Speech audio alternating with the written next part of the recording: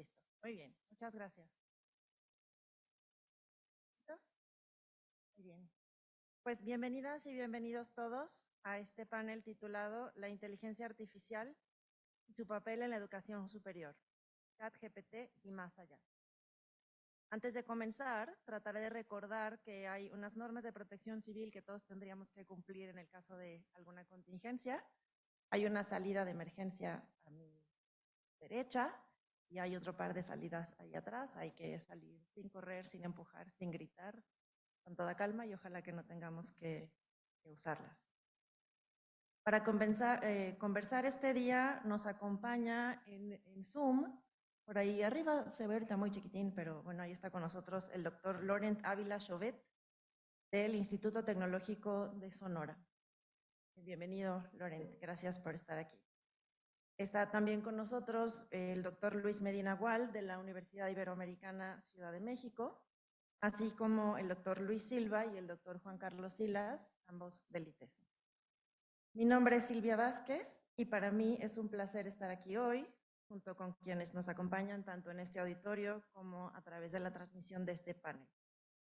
Para iniciar, les platico un poquitito de quienes nos acompañan. Laurent Ávila es profesor investigador por asignatura en el Instituto Tecnológico de Sonora, ITSON, adscrito al Sistema Nacional de Investigadores, nivel candidato. Es licenciado en Psicología por la Universidad Autónoma de Aguascalientes y doctor en Ciencias del Comportamiento por la Universidad de Guadalajara. Ha pertenecido a la Sociedad Mexicana de Análisis de la Conducta, la Sociedad Mexicana de Inteligencia Artificial y la American Psychological Association. Entre sus intereses destacan la teoría de juegos evolutiva, el desarrollo de equipo experimental y el modelado matemático de procesos de aprendizaje. Es cofundador de Walden Modular Equipment, una empresa dedicada al desarrollo del equipo experimental para la investigación en modelos animales.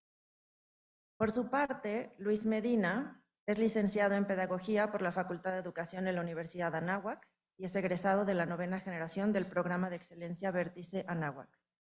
Cursó la maestría en Investigación y Desarrollo de la Educación en la Universidad Iberoamericana Ciudad de México y el doctorado en Evaluación Educativa en la Universidad Anáhuac, México, en conjunto con la Universidad Complutense de Madrid. Actualmente es profesor de tiempo completo y coordinador del doctorado interinstitucional en Educación de la Universidad Iberoamericana, sede Ciudad de México. Es miembro del Consejo Mexicano de Investigación Educativa y parte del Sistema Nacional de Investigadores. Sus intereses y producción están centrados en la evaluación de procesos educativos, evaluación del aprendizaje y la evaluación de los procesos de enseñanza. Luis Silva es psicólogo graduado de la Universidad Nacional de Colombia. Actualmente es coordinador y docente del Doctorado Interinstitucional de Investigación Psicológica del ITESO. Tiene maestría y doctorado en Ciencia del Comportamiento. Posee experiencia docente de varios años en el campo de la investigación psicológica, la metodología, la estadística y en investigación experimental. Tiene particular interés en la enseñanza de la estadística y el estudio de la conducta de elección.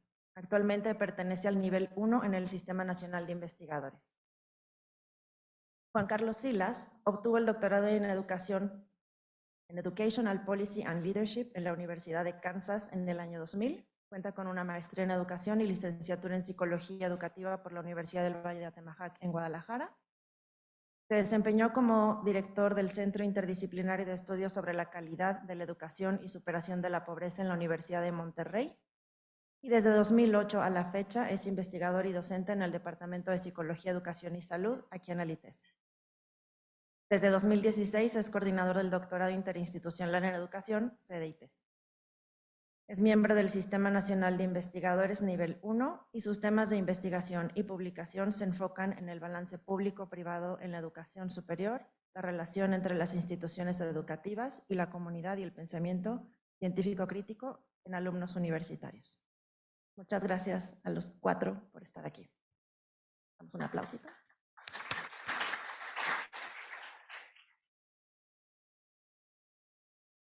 Bien, pues en las últimas semanas el término ChatGPT comenzó a estar presente en varias de nuestras conversaciones. Para estar todas y todos en la misma sintonía, les platico muy brevemente de qué se trata. ChatGPT es una inteligencia artificial conversacional. Su nombre está compuesto por dos términos, chat, que refiere a la conversación, y GPT por las siglas en inglés Generative Pre-trained Transformer, es decir, un transformador preentrenado generativo. Se trata de un generador de texto que ha recibido entrenamiento para proporcionar respuestas detalladas y con lenguaje natural, es decir, de manera casi humana, incluso imitando personajes de la vida real. Puede responder a instrucciones precisas para escribir ensayos, guiones, rimas, líneas de código, cartas dirigidas a algún público en particular, solo por mencionar algunas aplicaciones. Esta versión se abrió al público en noviembre del año pasado. Está construida sobre una familia de modelos de lenguaje que ha ido perfeccionando mediante aprendizaje supervisado y de refuerzo y forma parte de un proyecto de la compañía OpenAI, con sede en San Francisco, en Estados Unidos, fundada desde 2015 por Elon Musk, Sam Altman y otras 3 personas. De acuerdo con sus creadores, el formato de diálogo hace posible que, además de responder una solicitud inicial, pueda responder preguntas adicionales, admitir sus errores, poner en duda ciertas instrucciones que se le den y rechazar peticiones inadecuadas. La posibilidad de aprobar o rechazar las respuestas que se reciben al interactuar con el chat permite que el modelo siga aprendiendo para generar mejores respuestas. Entre sus limitaciones está que podría generar información incorrecta. No se confíen. En algunas ocasiones genera contenido sesgado y que tiene conocimiento limitado del mundo y eventos que hayan sucedido después del 2021. Eso está ahí en las letritas que aparecen cuando entras a interactuar con el chat. Por otro lado, aunque hasta ahora el servicio es gratuito, la empresa ha anunciado un plan piloto que permitirá que sus suscriptores tengan acceso a la herramienta incluso en periodos de alta demanda, respuesta más rápida y prioridad de acceso a mejoras.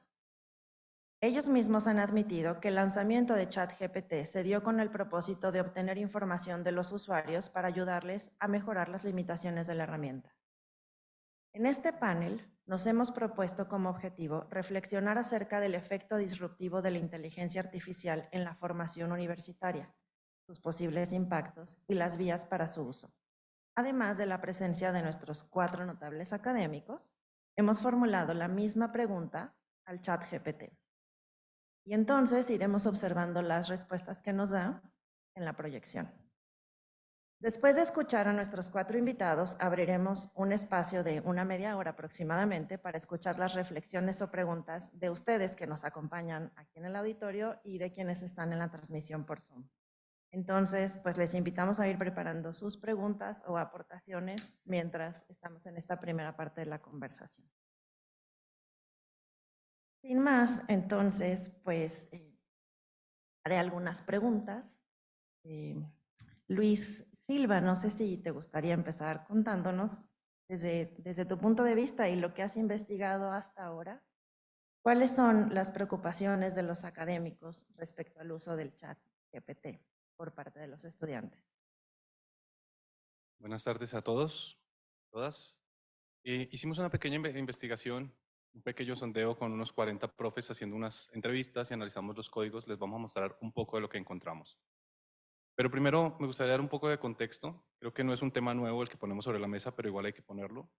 Hay que hacernos preguntas sobre él, porque empieza a sonar en la unidad académica o en los mismos estudiantes cuál es la forma adecuada de usar este tipo de herramientas. ChatGPT no es novedoso en todo sentido. Es novedoso porque nos permite hablar o interactuar con él de una manera natural. Pero no nos cuestionamos el uso de inteligencias artificiales cuando le pedimos a Google que nos haga la búsqueda y nos las complete, ni cuando respondemos de manera automática a los correos diciendo gracias, quedo al tanto, gracias por tu correo electrónico, he recibido el mensaje. Ahí no parece disruptivo. Tampoco contestar ni echarle la culpa al corrector del celular, aunque también hay cosas de fondo que son semejantes, ¿no? Ahí no nos cuestionamos sobre la autoría, la creatividad ni la originalidad. El ChatGPT pues viene a completar otras herramientas de inteligencia artificial que ya existían, como Cactus AI, que permite hacer labores académicas y escritura de ensayos.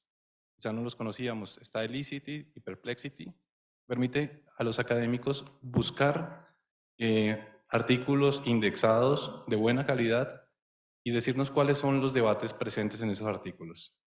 Están herramientas como Grammarly, por la que buscamos tener y publicar nuestros artículos en inglés con ella.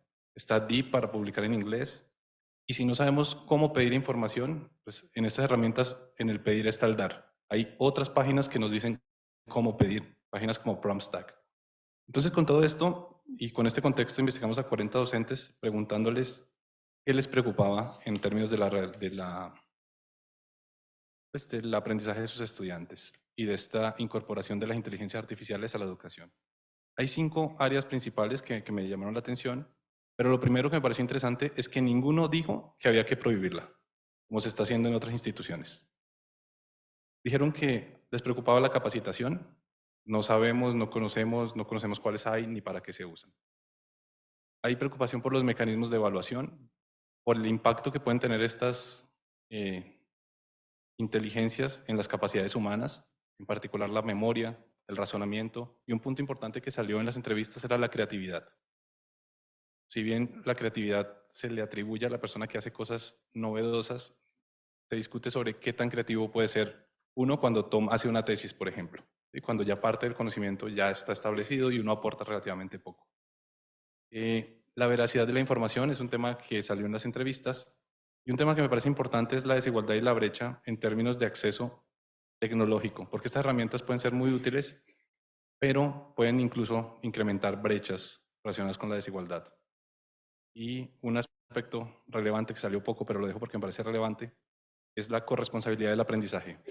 Muchas veces los profesores están preocupados, lo mencionó un coordinador docente, están preocupados por buscar la estrategia más adecuada porque los estudiantes no hagan trampa y aprendan.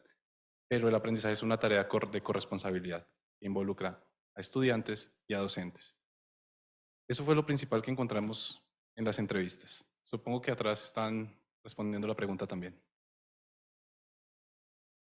Muchas gracias, Luis. No sé si algún otro de nuestros panelistas quisiera contarnos qué dice la prensa que nos preocupa a los académicos. Gracias. 30 segundos nada más. He estado haciendo una revisión estilo academiquito, no se puede uno quitar el chalequito de académico. He estado haciendo una revisión de un montón de artículos que salen en los periódicos académicos, pues, y van en el mismo sentido. Van en el mismo sentido en decir, nos preocupa el plagio, nos preocupa la falta de desarrollo de habilidades superiores, nos preocupa confiar en un producto y no tanto en el proceso que nos lleva a ese producto. Nos preocupa, nos preocupa, nos preocupa. Es decir, la visión académica, y ahorita esperamos avanzar lo más rápido posible para pasar el micrófono a los que están aquí en la audiencia o en el chat, como se llama, el Zoom. Porque hay muchas otras preocupaciones que creo que son mucho más de fondo. Creo que nos sería más importante preocuparnos por otra serie de elementos analíticos, más reflexivos, etcétera. Pero para sintetizar lo que dicen los medios académicos, Inside Higher Ed, Times Higher Education Chronicle, todas las revistas estas que ya sabemos, es eso: plagio, plagio, plagio, falta de habilidades, falta de desarrollo, etcétera. Entonces, creo que ya pudiéramos pasar al siguiente.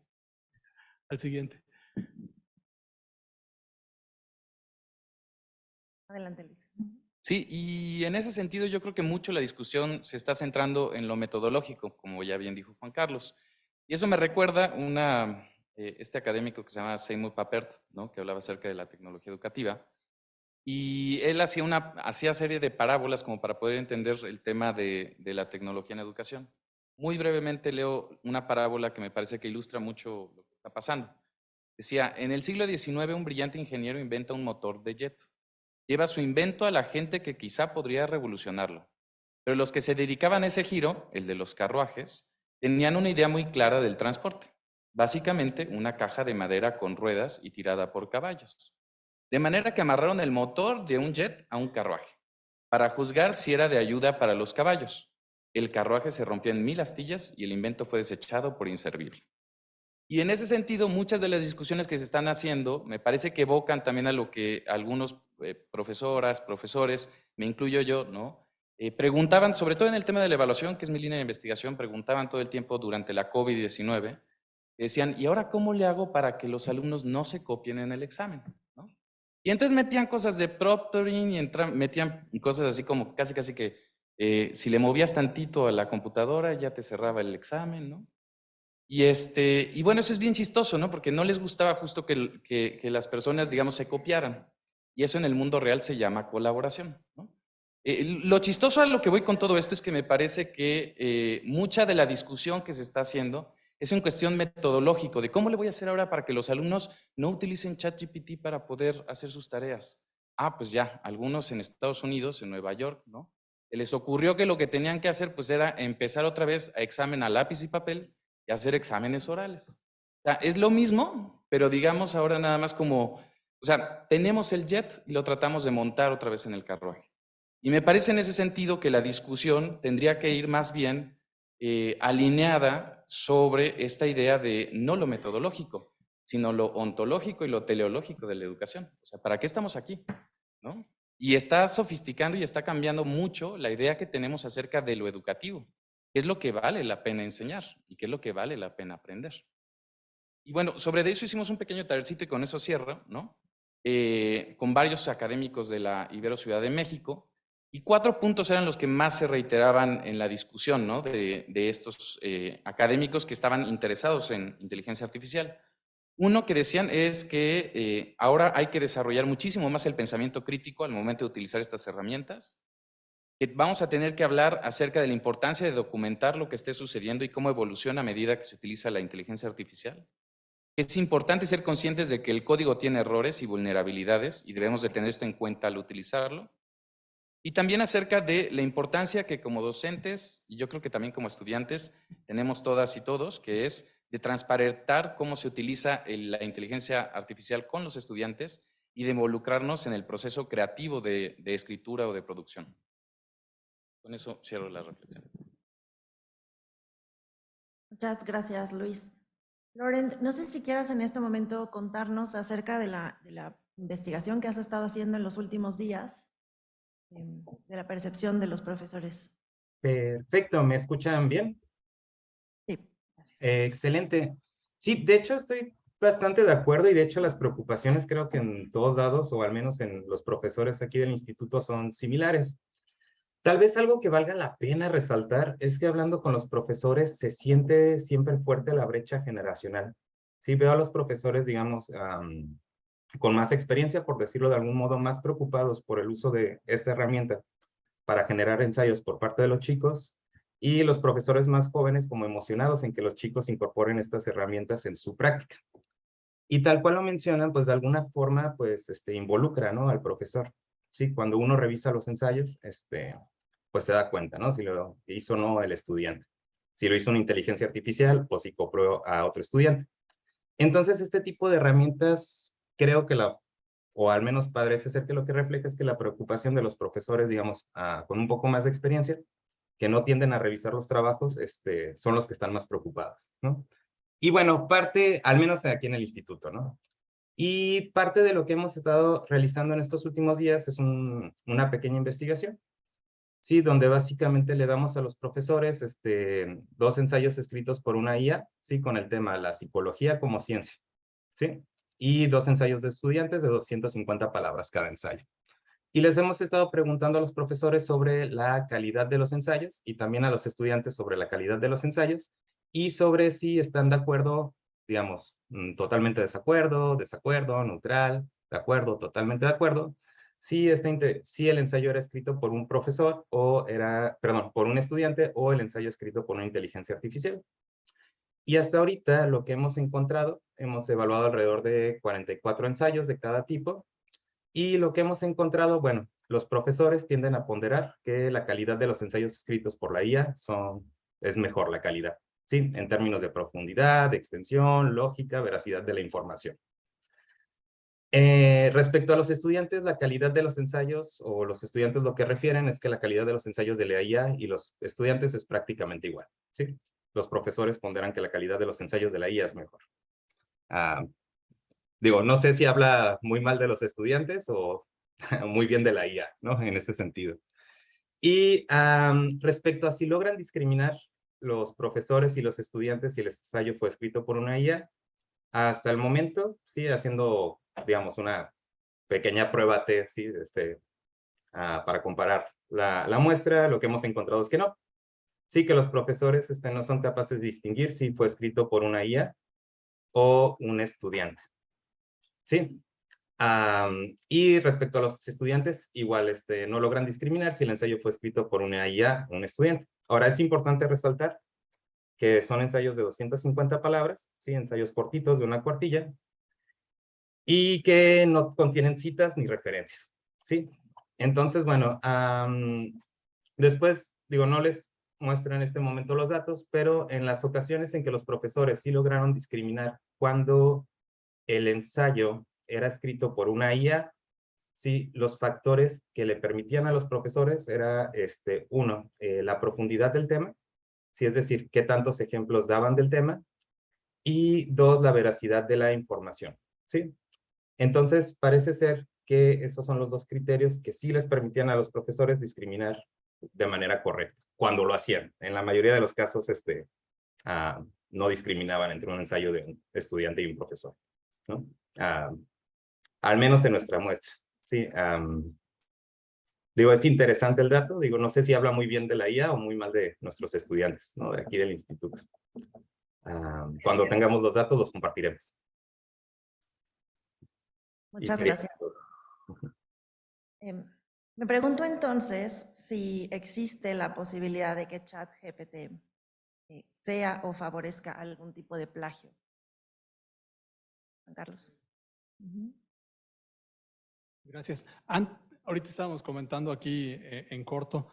Antes de abordar la pregunta, me encantaría hacer así a mano alzada, como todas las encuestas así de plaza que se hacen. ¿Quién ya ha utilizado este chunche, el ChatGPT? Para lo que sea, así sea para hacer un rap, para un trabajo, lo que sea. Es como 40%, 30% más o menos. Y de esa proporción, ¿quién lo ha usado para asuntos de trabajos? No digo que lo haya utilizado así copiado y pegado, sino que haya utilizado para inspirarse o lo que sea. ¿No? Sí, yo, la mitad de la mitad más o menos. Bueno, gracias. Y es que justamente ese es el asunto. La vida académica funciona diferente a la vida real por alguna razón, ¿no? Ustedes saben que la validez de los comunicados académicos se basa en reglas pues ya bastante añejas, ¿no? Se basa en que tenga una validación por pares, tengo el doble ciego, ¿no? Para que no sepan quién lo escribió, que no haya sesgo, que tenga criterios editoriales, citas, referencias, que sean frases determinadas de alguna forma, y todo lo que no se parezca a eso es visto con sospecha, ¿no? Entonces ahí tenemos un problema ya de forma de entender el asunto. Tiene una forma peculiar de escribir. Es decir, las frases son más cortas, hay una frase de inicio que es más genérica y después se van desarrollando las frases de apoyo, y acabamos con una conclusión. Ese es lo esperado. Cualquiera de sus profesores, incluidos los que estamos aquí en esta parte de arriba, eso es lo que esperamos. Por tanto, quien domina esa forma de escribir, pues ya es un insider, pues es un iniciado, ya está parte de este gremio, ¿no? Y quien no domina esa forma de escribir, pues es visto así como con cierta sospecha. Las ideas que presenta un estudiante cuando le encargamos un ensayo deben de ser innovadoras por un lado, pero por otro lado argumentadas y fundamentadas, pero además tienen que ir, como decía Luis hace rato, con referencias y citas y no sé qué, es decir, no es un conocimiento que surge de esta persona, sino que tiene que estar fincado en otras cosas, etcétera. Bueno, el punto es que el ensayo o el texto académico es visto por los académicos como la ventanita que nos permite validar si la persona ya sabe lo que debe de saber o no. La forma que tenemos es escríbeme algo y yo ya veré si sabes el tema o no. Y resulta que GPT o cualquiera de los otros mecanismos a lo que ayuda es a eso. O sea, es una máquina sintáctica. Lo que ayuda es a presentar ideas de una forma conducente, con una idea general al inicio y ideas de soporte, etcétera, etcétera. Por tanto, lo que sabíamos hacer y lo que sabíamos valorar nos lo está presentando la maquinita. Entonces todos los profesores empiezan a ponerse tensos con esto. Ya no sé si de veras surgió por un lado o por otro. ¿Existe la posibilidad de plagio? Pues existe la posibilidad de plagio en todos lados y en todas las cosas. De hecho, el famoso Noam Chomsky, Noam Chomsky tiene uno que ponerse de pie cuando dice ese nombre, famoso filólogo, lingüista, etcétera, etcétera, opinador de básicamente todo. Él dice que es plagio. Utilizar ChatGPT en la mente de Chomsky es plagio, punto. Y sáquenlo de ahí, está un poco complejo. El punto es, ¿de veras es plagio? ¿De veras hemos estado haciendo producciones originales desde antes o no? Más bien lo que habríamos que discutir es si estamos yendo hacia producción reflexiva, analítica, propositiva, Mi postura personal es que no, claro que existen las posibilidades de plagio, pero existen las posibilidades de plagio con cualquier otro mecanismo. En fin, yo ahí le dejaría para... Bueno, pues yo diría que depende, ¿no? Y ahorita les voy a decir un poquito cuál es mi lógica, ¿no? Para eso yo creo que me tendría que remitir primero a la idea de, digo, ya me adelanté a lo que ibas a comentar, pero lo va a retomar seguramente aquí mi tocayo, ¿no? La definición de APA de qué es el plagio, ¿no? Entonces la American Psychological Association dice, lo estoy citando para que no sea plagio, ¿no? Una persona incurre en plagio cuando presenta como suyo el trabajo de otra persona. Esto puede aplicar a material escrito, comunicaciones personales, interpretaciones, datos cuantitativos, cualitativos, instrumentos, metodologías, otros elementos relacionados a la labor intelectual. Entonces, ahí déjenme decirle que tenemos dos problemas y que yo creo que excede a nuestra competencia como pedagogos, psicólogos, ¿no? Que es digno, yo creo que de juristas y de estudiosos de la ética. Pero los dos problemas que he visto cuando hemos platicado acerca de este tema del plagio y ChatGPT, el primer problema es que si ustedes recuerdan la definición decía, una persona incurre en plagio cuando presenta como suyo el trabajo de otra persona. Ahí está el primer problema, que no es el trabajo de otra persona, es el trabajo de una inteligencia artificial. Entonces, digo, dicen los juristas, yo la verdad es que ahí sí desconozco, y si alguien aquí es jurista mejor que al final me corrija o me precise, ¿no? Pero dice, por ejemplo, ahí que en realidad pues no hay un sujeto de derecho como tal a quien exigirle ese tema del plagio, ¿no? Y el segundo también es la noción de conocimiento que está detrás de esta idea de plagio, ¿no? La noción de conocimiento pues llega antes de las inteligencias artificiales, cuando no se producía, digamos, como este tipo de productos. Por ejemplo, para poder generar como tal una respuesta, ChatGPT requiere un prompt, ¿no? O sea, una instrucción que implica una sofisticación intelectual. Y sirve como SPSS, SR o cualquiera de estos. Si yo SPSS o AR o cualquiera de estos le meto datos y le digo, hazme un análisis factorial exploratorio, pero los datos son así asqueroso con todas sus palabras, me los va a sacar, me va a hacer todo el procedimiento. Lo mismo hace ChatGPT. Implica una sofisticación para poder tener el resultado. Es decir, hay un conocimiento previo también que el usuario requiere para poder yo solicitarle, digamos, algo. Y algo muy interesante que me estuvo pasando a mí en últimas fechas que estuve explorando, hay una derivación de ChatGPT que sirve específico para desarrollar código, ¿no? Entonces le estuve pidiendo para unos análisis de datos que trabajaba con R o con Python, ya no me acuerdo, y le estaba solicitando, oye, por favor, ayúdame a desarrollar un código que me haga una prueba de hipótesis para este tipo de datos. Y me lo sacaba. Y yo lo veía y decía, pero es que ChatGPT, oye, perdón, pero es que no cumple con los supuestos de normalidad. ¿Qué puedo hacer al respecto? Entonces ChatGPT me decía, no, pues lo que puedes hacer es cambiar esta prueba por esta prueba, ¿no? Entonces, requiere también, digamos, un uso, digamos, como letrado de ese conocimiento para poder extraer de ChatGPT lo que uno necesita, ¿no? Y en ese sentido, por eso les digo un poco que depende, ¿no? Que estamos viendo la punta del iceberg de qué es lo que va a pasar. Y ahí también hay muchos usos que no necesariamente, por ejemplo, yo los categorizaría, como plagio, ¿no? Por ejemplo, algo que he hecho últimamente es me grabo notas de voz, por ejemplo, de ChatGPT, y ustedes lo pueden buscar ahí en internet, hay un artículo que publiqué, ¿no?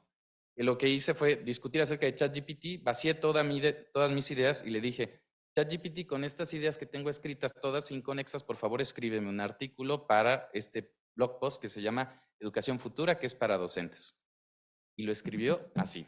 Pero son mis ideas, lo que hizo fue organizarlas. O sea, entramos ya en un terreno de nuances o de puntos donde dices, oye, si es plagio o no es plagio. O sea, son mis ideas, pero la estructuración no la hice yo, ¿no? Entonces, ahí, por ejemplo, como no sabía qué hacer, pues lo puse como coautor, ¿no? No, sí, ustedes busquen Educación Futura, Luis Medina Gual, y sale ChatGPT y hasta abajo dice, si usted se lo pregunta, sí, este texto fue escrito con ayuda de ChatGPT, ¿no? Y ahorita, por ejemplo, muchos correos electrónicos que escribo, lo hago también con ayuda, o sea, literalmente es mi asistente, ¿eh? O sea, yo lo tengo aquí en mi pantalla, en la otra pantalla, y le escribo, ya tengo un chat desarrollado para correos, y ya sabe, le dije, por favor, analiza primero mi estilo de escritura de correos electrónicos, porque lo hacía como muy formal. Entonces, le decía, no, aprende de mí. Entonces, sobre de eso, le meto, por ejemplo, el correo electrónico que me echa un estudiante, así gigantesco, kilométrico, se lo pongo ahí y le digo, por favor, contéstale que sí. Nada más le pongo eso. Y entonces dice, estimado Juanito Pérez, muchísimas gracias por el correo, quién sabe qué, y ya lo copio y se lo mando, ¿no? Entonces, hay muchas cosas que empiezan a pasar que no nos imaginamos que podrían estar pasando. Y eso se los digo aquí. Pero los otros profesores de otras disciplinas que estamos allá en la Ibero, ¿no? Les digo, por ejemplo, los de diseño están asombrados. Dalí, por ejemplo, ¿no? Dalí es una cosa impresionante para producción de imágenes o de videos, ¿no? Y que también usa todo esto. Entonces yo creo que vamos a entrar a un terreno muy, digamos, oscuro o nebuloso acerca de lo que es considerado plagio o no. Para esa idea de plagio que teníamos cuando plagio era preguntar a Google y nosotros copiar sin reflexionar. Entonces, habría que cambiar un poco, yo creo que la noción de plagio puede ser. Solo algunos puntos. Pues ya hay reportes de resoluciones judiciales y apelaciones que se hacen tomando pues las resoluciones previas, los dictámenes previos. Ya aparece ahí. Entonces hay que tenerlo con cuidado. Respecto al plagio, pues sí, la idea de plagio va a cambiar un poco. Yo tomé una definición más amplia donde dice hacer como propio algo que hizo, hacer como propio una obra ajena. Entonces, quizás es un poquito más rígida en ese sentido. Y pues si ustedes buscan en cosas como TikTok, ChatGPT y estudiantes dicen que tu profe no sepa, que te haga las tareas gratis. Entonces está como una idea de plagio entre esas comunidades.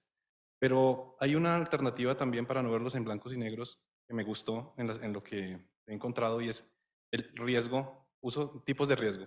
Entonces hay riesgos altos y riesgos bajos. En términos pedagógicos, cosas de alto riesgo académico serían aquellas que involucran copiar y pegar. Y habrían otras situaciones que se pueden considerar como situaciones de riesgo medio o bajo, donde yo le puedo decir que matice mis ideas o organice y después le doy referencias si corresponde, ¿no? Pero creo que habría que pensar los usos y ponerlos en extremos y ver que en el medio hay matices, para no irnos con la idea de plagio si lo usamos. De hecho, el peligro, en el sentido de que si no lo usamos, es que pues, nos vamos a quedar un poco atrás en tecnologías que se siguen desarrollando.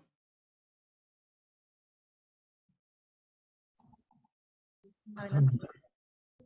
Y respecto al plagio, digo, yo creo se abordó realmente ya lo más importante, pero nada más tal vez un punto adicional, ¿no? Finalmente el chat no nos da referencias, ¿no? Tampoco nosotros predicaríamos que está plagiando, ¿sí? Y lo que quiero enunciar aquí es esto, ¿no? Finalmente cualquier respuesta que nos dé, sí está hecha o está construida en base a un conjunto de prompts que fueron reforzados en el pasado. Entonces, no, como ya lo habían mencionado, no es información revisada por pares, ¿sí? En ese sentido sería extraño, sí, al menos en una publicación académica, que utilizaran las respuestas como parte de información confiable, ¿sí? De hecho, generalmente, ¿no? A los estudiantes les pedimos que citen revistas que al menos tengan cuartil 4, ¿no? O que sean revisadas por pares. En este sentido, creo que el plagio no nos debería preocupar tanto siempre y cuando sigamos las mismas normas de siempre, ¿no? Citar información válida. Gracias, Lauren. Aprovechando que te tenemos aquí en pantalla, a lo mejor quieres iniciar respondiendo la siguiente pregunta que sería, bueno, además de lo que ya nos contaron como de las maravillas de eficiencia que nos puede ayudar ¿Qué ventajas trae consigo este tipo de tecnología? Perfecto. Yo creo que acaban justo de mencionar ya varias, ¿no? Desde optimizar los tiempos relacionados con escribir un correo. Digo, a veces nos toma mucho, al menos a mí, ser formal en un correo me toma muchísimo tiempo, ¿no? Entonces, bajo mis ideas y le digo, escríbelo de manera formal y optimizar tiempo. Pero yo creo parte de las grandes ventajas es como cualquier nueva tecnología, ¿sí? Es optimizar nuestro tiempo y a veces manejar grandes bases de datos que de una manera u otra, nosotros de manera simple sería muy, muy difícil manejar. Por ejemplo, en la parte del código, yo creo que fue en lo que me enganché en el chat GPT, porque es como una herramienta buenísima para escribir código. Le podemos pedir, ¿no? Quiero programar un árbol de regresión y clasificación utilizando Python, ¿no? Y te da todo el código y uno después lo puede verificar de manera manual. Sí, aquí tenemos una primera ventaja. Sí, me ahorré todo el tiempo que yo lo hubiera podido escribir. Me ahorré todo ese tiempo. Segunda ventaja. Nosotros, por ejemplo, en este ejemplo particular, le podemos pedir que nos comente las líneas. Y esto es súper interesante porque nos puede comentar cada una de las líneas de programación y cuál es su función. Y tercera ventaja en este ejemplo, si nosotros, no sé, no sabemos programar en Python, ¿sí? O no sabemos programar en R o en CSS o en Java, le podemos decir, ok, de la línea 48, ¿sí? ¿Me puedes explicar para qué funciona? ¿O me puedes dar una descripción de cómo funciona? Y también lo podemos usar no solamente como una herramienta para programar, sino una herramienta que nos enseña programación, ¿sí? Que también lo podemos buscar en foros, ¿sí? Pero en foros buscamos de forma independiente. Aquí todas las resoluciones son bajo un mismo contexto conversacional o bajo un mismo problema. De igual manera, para la escritura de ensayos, ¿sí? Pensando en una parte, digamos, más común, digamos, para todos los que están en el auditorio, por ejemplo, ustedes pueden escribir una frase, ¿sí? Le podrían pedir, ok, mejora la gramática de mi frase, ¿sí? Y después preguntarle, oye, ¿por qué consideras que la forma en la que tú escribiste la frase es mejor que la mía? ¿Sí? ¿Qué características particulares tiene que la hacen mejor? Y nos puede dar información de cómo utilizar los verbos, los predicados, cómo cambiar el lenguaje, etcétera, ¿no? Entonces, como herramienta, bueno, tiene dos ventajas. Una, resuelve problemas, optimiza tiempo, y dos, nos puede enseñar cuáles fueron las rutas o los atajos que tomó. Entonces, pues como todo, ¿no? Si nos optimiza el tiempo o si puede manejar grandes problemas en periodos cortos, pues qué mejor, ¿no? Por ejemplo, de las entrevistas de la investigación que están haciendo, se le puede meter todas las respuestas naturales que dio la gente y yo, oye, hazme un resumen de las opiniones. Entonces, bueno, ventajas tiene muchísimas. Y bueno, puede generar nuevos empleos, ¿no? Ahora, en vez de aprender a programar, podría generar como aprender a hacer prompts, ¿sí? O instrucciones adecuadas para que lo pueda resolver de manera más eficiente. Sí, básicamente las ventajas dependerán también de los usuarios, ¿no? Y de la creatividad de los usuarios para utilizar. Gracias. ¿Creerían ustedes entonces que esto significa centrarnos en los productos o significa descuidar los procesos de aprendizaje? ¿Usar la herramienta? Luis o Juan Carlos.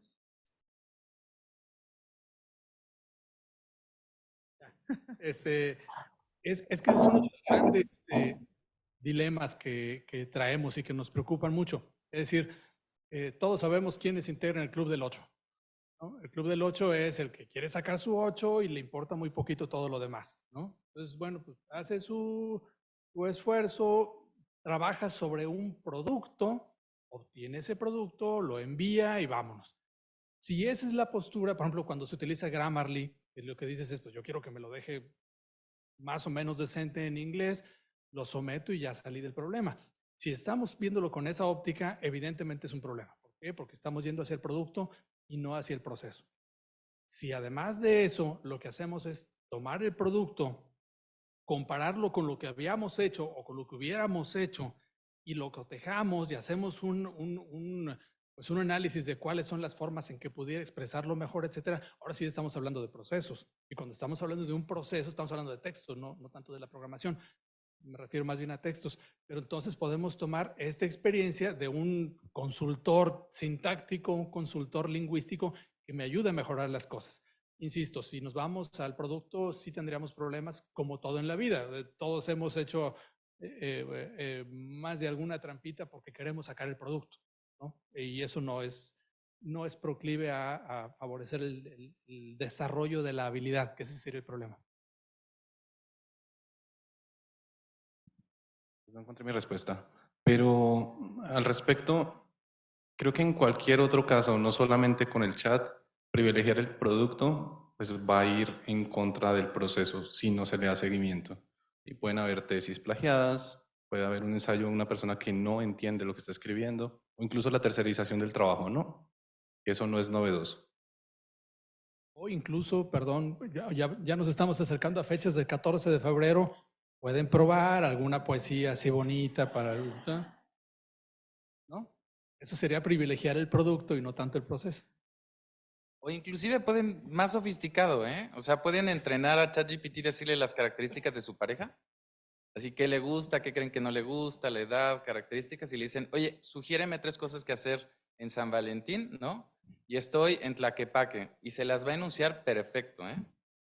Pero bueno, yo creo que al respecto, ¿no? Esto de centrarse en producto y descuidar los procesos, yo creo que igual que la palabra mágica que dicen los psicólogos, igual los pedagogos nos encanta, que es depende, ¿no?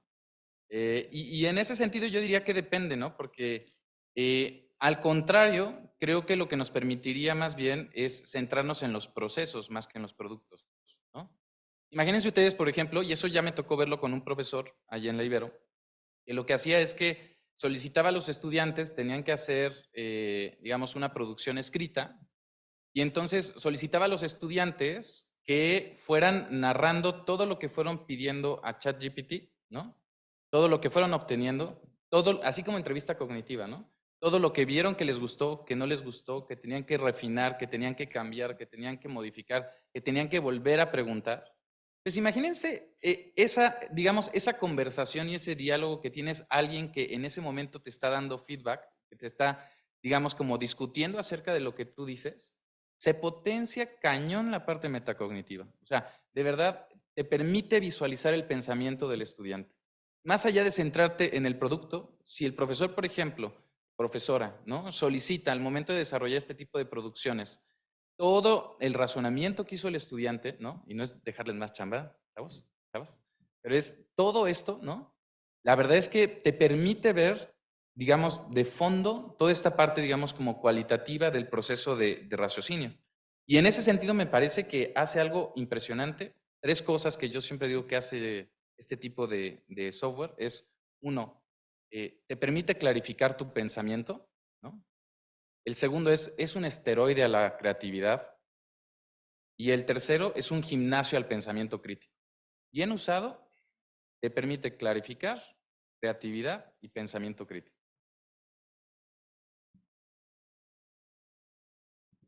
Gracias. ¿Cuáles serían las posibles consecuencias del uso irreflexivo de esta herramienta? Más allá del plan. ¿Qué más hay?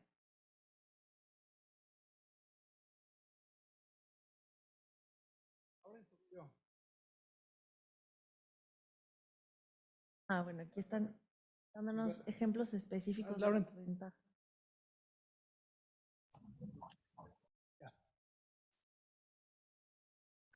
Perdón, ¿la pregunta iba dirigida a mí o no? Creo que no, ¿sí? Sí. ¿O está... Está abierta, pero ya abriste el micrófono. Entonces, adelante. Sí. Perdón, lo siento, pues las posibles... Adelante, perdón. Del uso irreflexivo de esta herramienta o sus semejantes.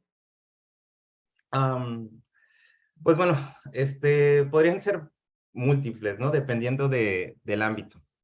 Por ejemplo, regresando al ámbito de la programación, sí, finalmente hacer el ejercicio de programar desde cero, sí, permite memorizar algunas funciones, conocer cómo se utilizan, sí. Y como programar es un trabajo altamente creativo, sí, es decir, pueden ver múltiples soluciones a un mismo problema, utilizar o sobreutilizar este tipo de de herramientas, sí, que tienen generalmente un camino ya más dispuesto, o digamos un camino más marcado, podrían evitar la variabilidad en el comportamiento. ¿Sí? ¿Esto qué quiere decir? Que en vez de que nosotros intentemos múltiples soluciones para resolver un problema, ¿sí? Utilicemos siempre una solución. Y bueno, si hablamos un poco en términos de selección natural, pues como ustedes saben está la variación, ¿sí? La selección y la reproducción. Entonces, si nosotros ya no tenemos un pool genético, por decirlo de alguna manera, un pool comportamental de diferentes formas de resolver un problema, el día que nos llegue una presión ambiental, no vamos a poder reproducirnos o sobrevivir. ¿Sí? Si siempre hacemos las cosas de una sola manera, el día que el mundo cambie, pues no cambiamos con él o no nos adaptamos de manera tan adecuada. Entonces, si lo usamos de manera irreflexiva o lo hacemos siempre de la misma manera, corremos el riesgo de reducir nuestra variabilidad en el comportamiento y no poder resistir a alguna presión ambiental. Entonces, yo creo que eso sería el riesgo más fuerte, ¿no? Ahora, si nos entrenamos, digamos, o proponemos formas de utilizar la herramienta, tal vez no siempre de la misma forma, sino de distintas maneras, a lo mejor podemos lograr, ¿no? Saltar esa barrera. Digo, tal cual lo mencionaba, ¿no? Platicar con ella, ver formas diferentes, etc.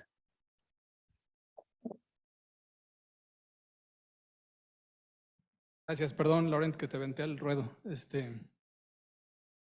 Ya lo dijo Laurent, y creo que ya más o menos estamos todos borrando sobre el tema. Voy a ser muy rápido. El uso irreflexivo de cualquier cosa es pernicioso. O sea, uso irreflexivo de Google para hacer todas las tareas, uso irreflexivo de Grammarly para que me ayude a mi inglés, uso irreflexivo de Pequeño Larousse Ilustrado, no sé si existe todavía, espero que todavía exista, no sé. O sea, el uso irreflexivo de cualquier cosa, ¿no? Más bien el punto sería, y es uno de los temas que ahorita vamos a abordar ya también para pasarles el micrófono a los que están aquí en la audiencia, creo que el punto sería, ¿qué podemos hacer para generar uso reflexivo a fuerzas? ¿Sí? ¿Cómo podemos lograr un uso reflexivo de esto a fuerzas, tanto desde el lado del estudiante como del lado del profesor? O sea, ¿cómo le hacemos para ello? Porque, por ejemplo, si seguimos dejando ensayos, un ensayo de 500 palabras o de 400 palabras para valorar si aprendiste o no, doble contra sencillo, apuesto a que va a ser producido mayormente por esta cosa. Pero si le solicitamos una reflexión, un análisis, una cosa situada, algo creativo, algo innovador, que se base en lo que le está aportando el bot, ya estamos hablando de otra cosa, ¿no? Entonces, más bien es eso. Creo que a mí me encantaría escuchar las opiniones de todos los demás. Sí, fíjense que ahorita mientras que estábamos en esta discusión, una estudiante también del doctorado interinstitucional en educación, pero de Ciudad de México, me escribió y me dice, así me puso textual, y no es para ventanearla, ¿no? Pero me pone, no, ni saben quién es, entonces no hay problema. Dice, me puso, oye Luis, siento que ahora hablas más con ChatGPT que con la gente, ¿no? Y eso también me recuerda mucho, pues varias cosas que han pasado, ¿no? Por ejemplo, un colega mío me decía también, ay, por fin ya tienes a alguien a quien darle órdenes, ¿no? Me decía como. Y bueno, todo esto es, yo creo que también un riesgo que tenemos es esta parte de la recursividad y esta idea de tener tal cual a este agente, ¿no? Y perder, que de hecho yo creo que lo mencionaba aquí ChatGPT en los comentarios, que es la parte de despersonalización, ¿no? Que ese es un tema que yo creo que es uno de los posibles riesgos que tenemos. Pero también hay otro riesgo que me parece que va a empezar a surgir, que ya empezó muy fuerte a surgir en varios distritos en Estados Unidos y en algunas universidades también mexicanas ya se empezaron a usar, sobre todo yo creo que en escuelas de educación media superior y básica en México, más media superior, también ya se empezaron a decir. Y para decirles cuál es ese riesgo, rapidísimo les digo una cita de Elon Musk que dice, ¿qué es lo mejor que podemos hacer para asegurar que el futuro sea bueno? Podríamos sentarnos al margen o alentar la supervisión reguladora. O podríamos participar con la estructura adecuada con personas que se preocupan profundamente por desarrollar la inteligencia emocional, inteligencia artificial de una manera segura y beneficiosa para la humanidad. En ese sentido, me parece que otro de los posibles riesgos de su uso irreflexivo es que la mayor consecuencia podría ser no usarla, censurarla o sobreregularla. Entonces ahí yo creo que tenemos un punto importante y eso también viene para nuestras autoridades universitarias. Ya tengo una junta ahí con la Ibero Ciudad de México que nos pidieron, ¿qué vamos a hacer? ¿no? Entonces ya empieza a surgir todo eso.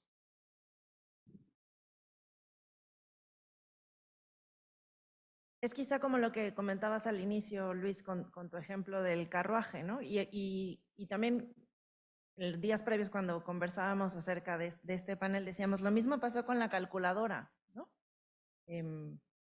No pueden usar calculadora los estudiantes para resolver los problemas, o no pueden usar el graficador, ¿no?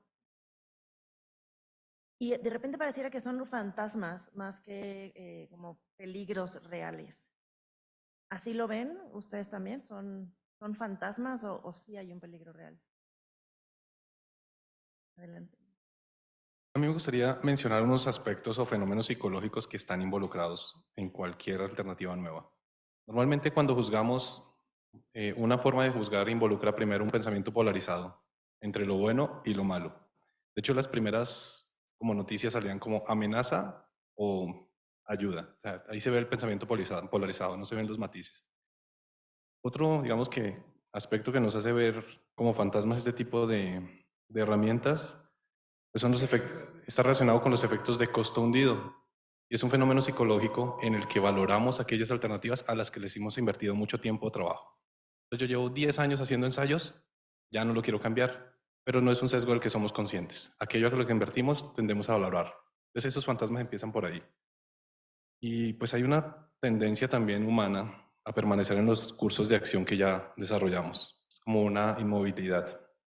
Y les voy a mostrar un ejemplo que me gusta que aparece en el Fedro cuando hablan de la escritura. La escritura es un fármaco para la memoria natural de los hombres. Los únicos conocimientos verdaderos deberían ser los que recuerdan por sí mismos y en sí mismos. Como quien dice, la escritura no es algo valioso. Entonces creo que ahí se ejemplifican esos sesgos cognitivos o psicológicos.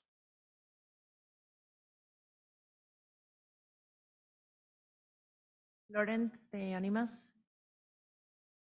Loren, Sí, sí, de hecho, bueno, ya lo hemos visto, ¿no? Y yo creo que como lo comenta Luis, es perfecto, ¿no? Digo, la tendencia a polarizar y el costo hundido, digo, son factores que están como súper bien estudiados, entonces, ¿por qué voy a cambiar yo mi manera de hacer las cosas si hay una herramienta?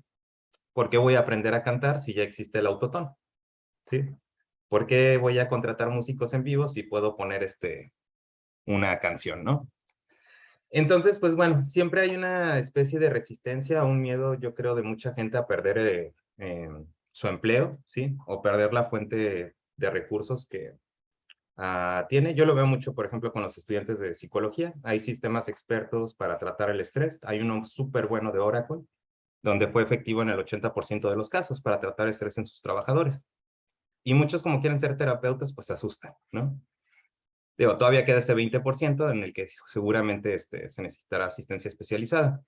Pero este tipo de tecnologías, pues parte de lo que logran, pues es democratizar, ¿no? El acceso, por ejemplo, a la terapia. Sí, en países donde tal vez es muy caro los recursos humanos o el capital humano especializado, llevar este tipo de tecnologías es genial.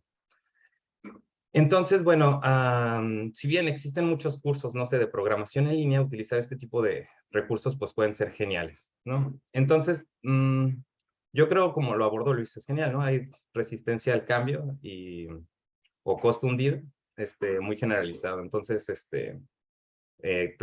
tal cual lo mencionaba, ¿no? Nos podemos ajustar al cambio o podemos impedirlo. Yo espero que no lo paren en las universidades, ¿no? Sino más bien se adapten, pero bueno, las políticas universitarias dependen de cada institución. Y con eso cierro. y yo creo que también una idea que me gustaría compartirles es que el otro estaba leyendo, no me acuerdo de la cita, así que espero que no sea plagio, pero bueno, estaban diciendo, en ese artículo decía ella en particular que nosotros estábamos acostumbrados y todo el tiempo hablábamos acerca de que cuáles van a ser las profesiones y los oficios que se van a sustituir más rápido, ¿no? Pensábamos que eran aquellos profesiones u oficios que pues eran los manuales, ¿no? Resulta ser que este tipo de tecnologías ahorita ya también está viniendo a replantearnos, más bien son las profesiones y oficios más sofisticados los que van a ser los primeros que también pueden desaparecer. Y en ese sentido, yo creo que también tenemos una labor como universidades, universitarios, docentes, ¿no? de replantear también nuestro currículum. ¿No? Pues saber cómo le vamos a hacer con nuestras estructuras para poder replantear también qué es lo que vale la pena enseñar realmente. Muchas gracias. Gracias a los cuatro. Creo que sería momento de abrir un espacio para escuchar qué inquietudes hay, empezando aquí en el auditorio. Les propongo que iniciemos con 3 preguntas del público que está presente aquí en el auditorio y luego a lo mejor escuchar alguna respuesta de ustedes. Y luego, si me ayudan allá con, si hay preguntas en Zoom, que me las puedan pasar o leer, o ahorita vemos cómo le hacemos. Y si se puede, repetimos el ejercicio, ¿no? Otras 3 de aquí y 3 de Zoom. Entonces, si se pueden acercar acá al micrófono, por favor, para que los que están en Zoom puedan escuchar. Acá hay un micrófono y acá hay otro que pueden mover. Si quieres, adelante, digo. ¿Ya está? Hola, ¿qué tal? Buenas tardes y muchas gracias por la charla, ha sido muy interesante. Soy profesor y desde la primera semana de este semestre fue casi inevitable que eso lo empezáramos a usar ya, ¿no? Y entender las limitaciones, los riesgos, ¿no? Pero también los potenciales, ¿no? Las potencialidades. El curso que vemos tiene que ver mucho con análisis crítico de datos y sistemas algorítmicos, entonces era como anillo al dedo, primero dar hacia atrás un poquito un recorrido sobre cómo han ido evolucionando estos sistemas basados en un paradigma predictivo para el aprendizaje automático hacia la generación de imágenes, texto, rostros y cómo se ha ido sofisticando. Y una cosa que siempre llega, que ya era un debate abierto desde el mismo paradigma del machine learning y de las compañías, organizaciones, gobiernos que tienen la capacidad para concentrar las posibilidades de siquiera retener esos datos y luego entrenarlos, el talento, pues que hay una cuestión ahí también de poder suscrita en hasta dónde se eligió el dataset, ¿no? Bajo qué decisiones, bajo qué marcos se eligió qué páginas se entrenar y cuáles no, ya de las que se entrenaron, cómo se parametriza el modelo para permitir que ciertas cosas sucedan o no.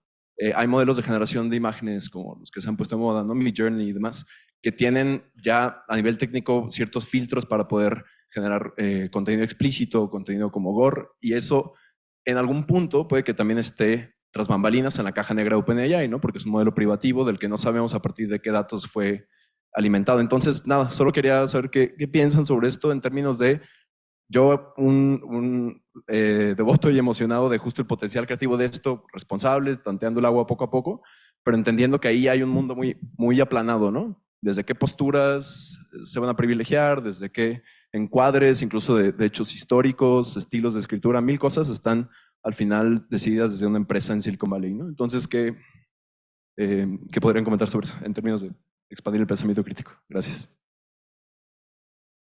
Adelante, Alfredo. Hola, sí. Creo que nadie dijo, pero o sea, el chat GPT tiene una tendencia a contestar con bullets. Tiene un pensamiento estructurado con PowerPoint detrás. Siempre te quiere decir 1, 2, 3, 4 y se acabó.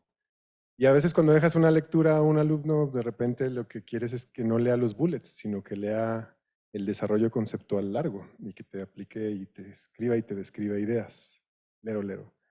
Me hicieron recordar, bueno, a mí me gusta mucho y mi especialidad ha sido como la historia de la automatización. Y me hicieron recordar algunas citas que igual les comparto y les lanzo 2 preguntas. Yannis Xenakis era un compositor griego de música automática por allá del siglo pasado, y era un matemático, y él hacía composiciones automáticas, parecido a lo que hoy pasa con ChatGPT. Pero él decía que lo que le interesaba, parecido a lo que tú mencionas, es que le permitía explorar su propia creatividad y los límites de la inteligencia humana. Entonces hablaba de esta tecnología como espejos. Te permitía espejearte y explorar esta creatividad. Sin embargo, a mí lo que me parece a mí me falta un poquito, y sobre todo una universidad ahorita como el ITESO o en la Ibero, no en la ITSON, no lo sé. Pero cuando hablamos de humanidades y hablamos de la tradición, por ejemplo, de los colegios jesuitas y de la manera en que hemos propuesto esta educación, me falta que ahí me parece que hay un componente colectivo que no estamos tocando.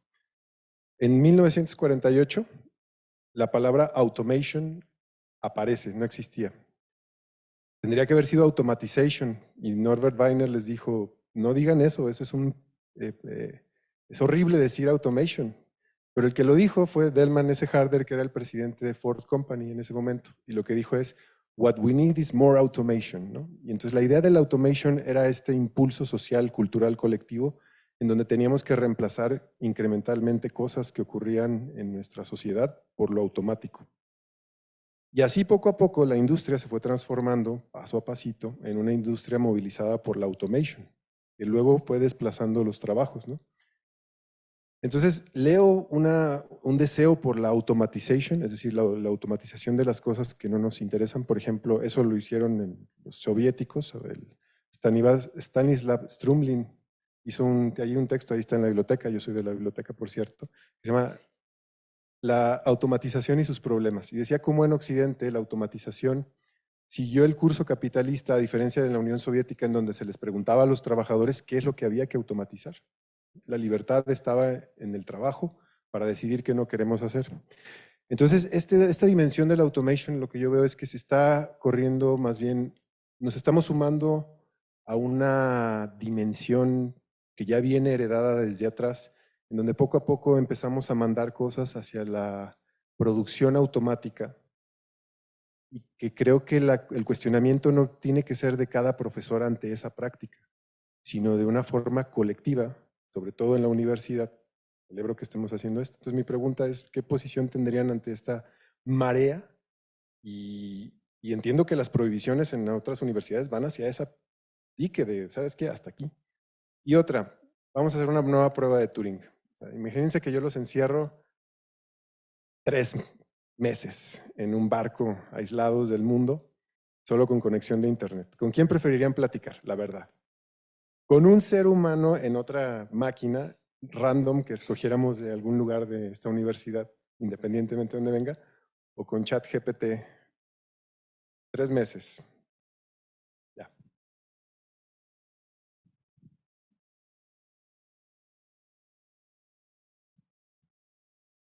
Yo veía otra mano levantada después.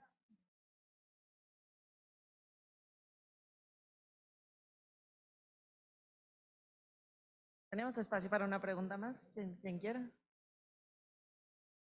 ¿Es Jorge? Pues sí. Sí, claro.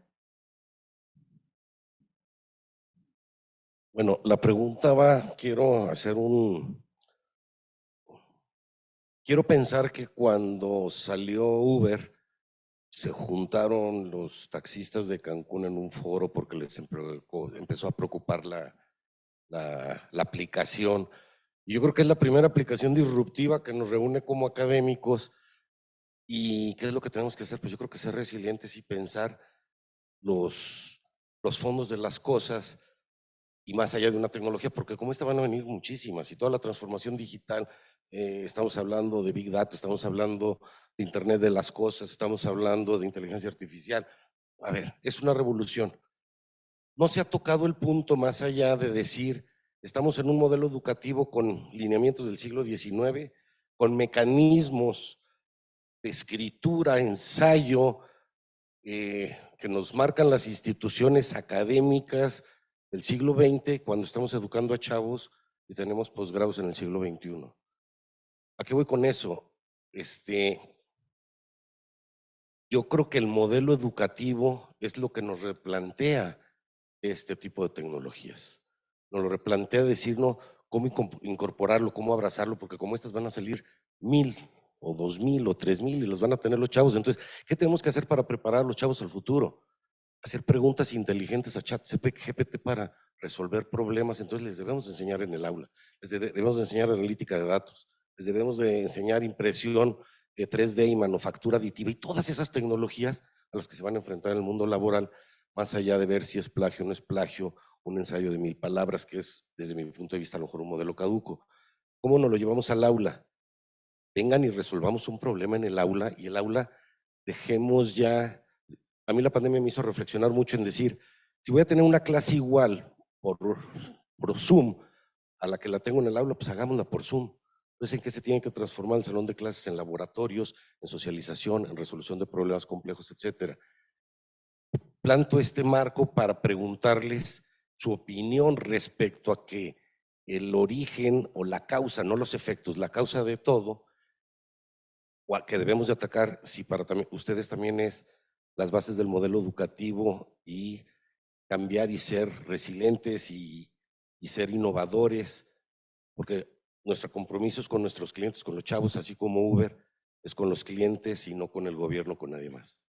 Hasta ahí dejo la pregunta para ver si la parte importante el modelo de negocios, yo vengo del área de negocios, el modelo de negocios como tal, si esto nos mueve a cambiarlo y cambiarlo rápido.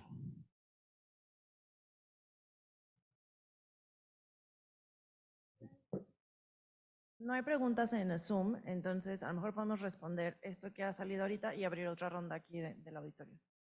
Muy bien. Yo solo voy a comentar dos cosas que estuvimos discutiendo en estos días y bueno, que pueden tener que ver con alguna de estas preguntas. Es que el problema sea plagio en un ensayo, realmente no parece ser el problema. Cuando yo leo las competencias y el perfil de egreso de mis estudiantes, tienen que ser personas competentes haciendo investigación, intervención y evaluación. En ningún lugar dice hacer ensayos. Lo que pasa es que las estrategias de evaluación, que se espera que sean un proxy de las estrategias bueno, del desempeño de los estudiantes, realmente no lo es. Entonces seguimos evaluando el ensayo para ver si está bien hecho. Creo que eso es una dificultad. Pero algo que considero valioso y dado, pues, nos estamos reuniendo, es darle continuidad a estas reuniones entre docentes y académicos, generar políticas del trabajo y uso con estas tecnologías, como ya se hizo en otros países, ya hay políticas de uso en la educación de UNESCO, ya se están haciendo en otros países, y seguir trabajando sobre esto, porque realmente en muchos casos un ensayo no me revela, en el caso de mis estudiantes que son psicólogos, sus estrategias de evaluación o de intervención o competencias sociales, ni su incidencia. Muy rápido. Sí, completamente de acuerdo. Creo que las tres opiniones convergen en esto. Y primera cosa, yo sí le entraba primero a platicar con personas y no con la maquinita. Pero porque las personas son heurísticas y son como impredecibles y eso es lo bonito del asunto. Pero bueno, a donde quiero llegar es a reflexionar sobre qué podemos hacer mejor que la inteligencia artificial, ¿no? Por ejemplo, tirar un buen rollo, una cátedra ilustrada, tal vez no. Valorar un escrito, tal vez no. Valorar una cosa de opción múltiple, seguramente no. No tan fácil como eso.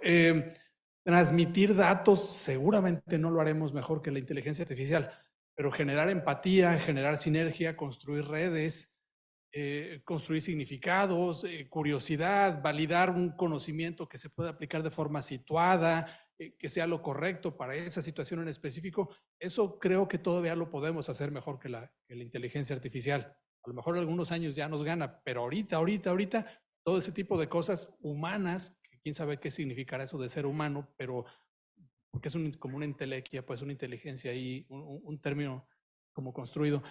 Pero creo que toda esa serie de cosas humanas, curiosidad, inteligencia, empatía, reflexión, análisis, creatividad, innovación, discriminar cosas en lo situado, creo que eso lo podemos hacer todavía mejor que la máquina. Y yo creo que completamente de acuerdo, nos orientaríamos hacia eso y no tanto lo factual, los datos, etcétera. No sé, Luis.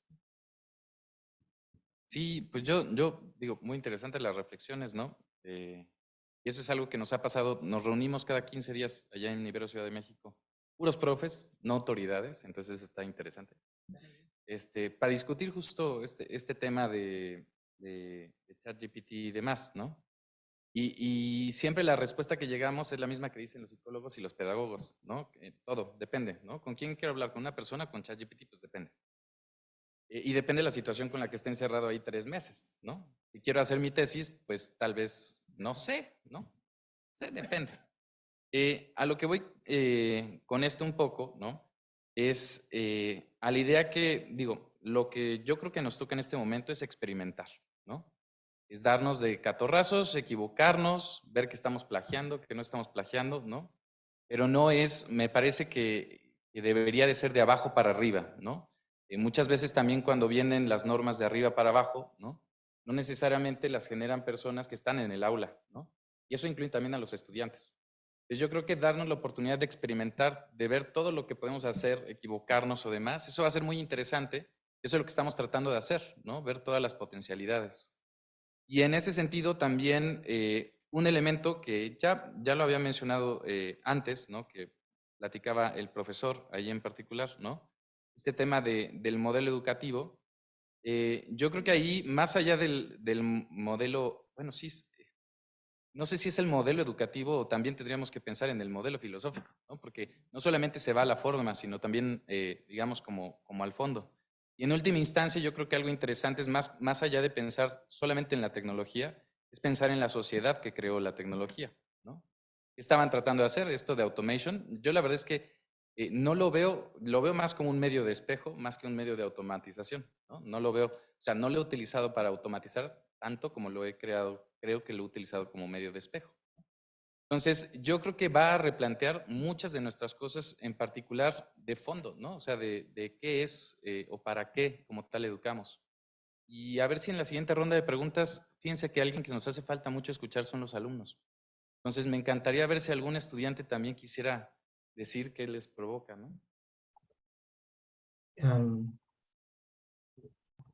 De manera personal, a mí me parecieron súper interesantes las preguntas y sobre todo lo que tiene que ver con el dataset, ¿no? Con el que fue entrenado. Si no entiendo mal, al menos esta fue entrenado con 4 teras de distintas conversaciones que primero sucedieron entre una persona y otra persona. Y después se fue reforzando o se fue rankeando cada una. Y yo creo que el riesgo que mencionaban en la primera pregunta es un riesgo latente y de verdad, ¿no? ¿Quién decide cuál va a ser el dataset que se va a utilizar? Y esto yo lo he experimentado con el chat. Por ejemplo, le pedí la otra vez, oye, hazme una canción en hardcore punk de Walden 2, ¿sí? Me encanta Walden 2, es una novela que a mí personalmente me encanta, donde se construye una utopía utilizando el análisis experimental de la conducta. Pero digamos, como en la parte popular, esta novela es una novela autoritaria, totalitaria. Entonces, lo primero que escribe en una canción, sí es algo referente a algo negativo, ¿no? De ese aspecto. Entonces, sí, efectivamente, ¿no? Con quién lo entrenan y quién tiene el control sobre el dataset con el que se va a alimentar, sí debe ser una preocupación. Y bueno, en el otro sentido, pues tener un sentido crítico, ¿no? Y uno también puede generar sus propios datasets y entrenar sus propias redes para funciones particulares. Entonces, bueno, es algo que hay que tener en cuenta, ¿no? ¿Quién la alimentó y con qué la alimentó? Entonces, yo creo que la primera pregunta es una pregunta súper interesante que vale la pena irlo pensando en ese sentido. En relación a las otras 2 preguntas de la automatización, finalmente lo único, o al menos en mi caso particular, el único recurso limitado, ¿sí? Bueno, aquellos que no creen en otra vida, al menos, el único recurso limitado es el tiempo, ¿sí? Nuestro tiempo es limitado y es el único recurso limitado. Entonces, esta idea de automatizar procesos, pues nos da más tiempo. ¿Más tiempo para qué? Va a depender de cada persona. Y sobre si estar encerrado con el chat o no, depende, ¿no? Si la persona es muy culta, prefiero con la persona. Si no, el chat. Solo son 3 meses. Bueno, todo depende, ¿no? Como dicen. Y ya, súper interesantes, las preguntas. Me dejaron pensando un montón. Solo una cosa, cuando hablaba de una política para el uso, no es una política que venga desde arriba, creo que debe construirse desde abajo, incluyendo a los estudiantes, y debe ser un espacio de diálogo continuo, porque cada vez van a salir cosas que nos van a retar como docentes. Entonces es desde abajo que se propone una, y creo que podría ser útil. Gracias. ¿El micrófono por dónde quedó? No te paso. Adelante. Bueno, ¿ya me escucho? Sí. Pues gracias por la palabra, primeramente. Ahorita estaba viendo si encontraba como una definición por parte del ITESO con respecto al plagio, porque pues bien podemos usar normas APA como para definir qué es el plagio, pero me quedo pensando cómo lo piensa ITESO. Pienso que es importante pues tener también por parte de la institución académica ese reglamento en cuanto a qué es el plagio y qué se considera el plagio. Mucho va también, estaba pensando acerca de lo que mencionaban sobre si es el modelo educativo o si es la filosofía. Ahorita estaba, desde que empezó ¿se puede decir conversatorio o conferencia? Rápido me brincó la idea de la ética. Estoy consciente que hay materias, asignaturas, pues que nos enseñan a los estudiantes acerca de pues, la ética. Al fin y al cabo, pues hay normas morales, pero pues, al final es como nuestra ética. E igual, por ejemplo, bueno, yo soy estudiante de psicología y también me puedo apegar al código ético del psicólogo. Y también a partir de la pandemia, pues el código ético es del 2017, o sea, es necesario como seguir actualizando esto. Pero mucho es esta formación ética que tenemos, pienso yo, en cuanto a, pues los maestros no nos pueden estar viendo real, pero es eso que llevamos con respecto a nuestro criterio como estudiantes. Ahorita mencionaba a Juan Carlos Salas acerca de como si, así lo entendí, ya me dirás tú si yo puedo, si lo interpreté bien, como menos humano todo, como mencionaste, construir redes, significados. Y es un tema que hemos estado hablando en psicología social con el maestro Héctor Robledo, acerca de construir significados y que todo está atravesado por lo social. ¿Y por qué traigo esto? Porque ¿cómo voy a saber mi potencial para realizar las cosas si no obtengo como una retroalimentación sobre mi potencial? Porque al fin y al cabo, pues me están haciendo el trabajo. Yo lo pienso así, claro que existen diferentes interpretaciones, concepciones acerca de pues, esta temática, pero al fin y al cabo, pues siento que somos seres sociales y la retroalimentación de expertos siempre nos sirve. Esto de buscar significados, estaba reflexionando en psicología social y le decía al maestro, es que yo no sé quién soy sin los demás, en la medida en que necesito los demás para conocerme a mí, para conocer el potencial que tengo. No alcanzaría lo que ha alcanzado o cómo alcanzaría lo que busco alcanzar sin los demás. Y esto lo traigo mucho a la retroalimentación de los profesores. Y todo esto de ético y el potencial que podemos, bueno, lo que podemos aprender por parte de los maestros, así lo veo.